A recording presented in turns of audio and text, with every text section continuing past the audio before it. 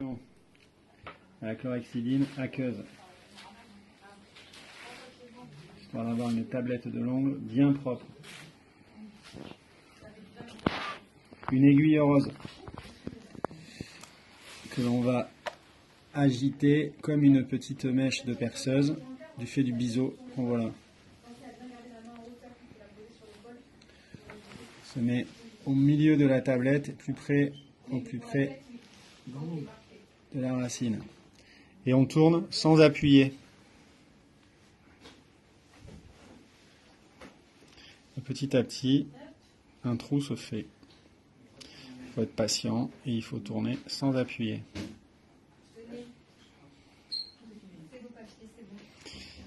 On sait qu'on a percé la tablette de l'ongle quand un liquide arrive.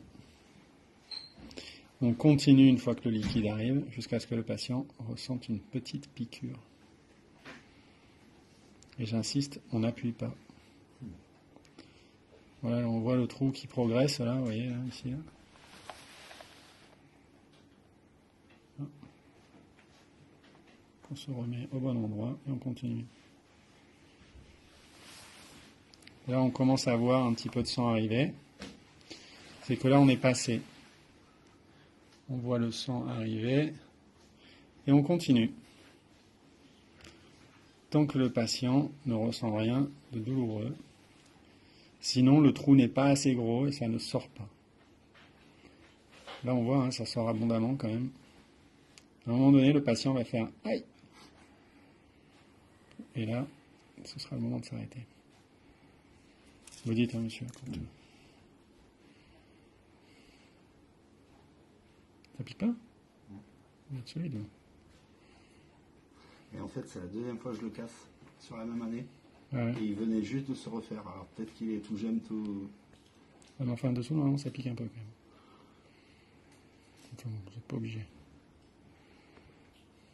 Donc, voilà. Mais moi, je me suis fait mal. Et là, on peut appuyer un petit peu, comme ça, pour forcer un petit peu l'évacuation. Voilà, là, je veux dire, pas de sujet. C'est bien évacué.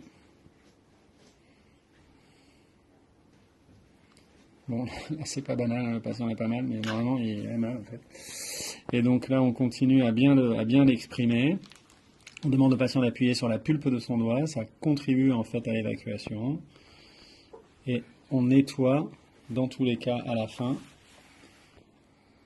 avec de la chlorhexidine aqueuse. Vous voyez, on continue à appuyer un peu. Normalement, ça, voilà, ça permet de le drainer un peu, quoi. Voilà. Voilà, c'est bon.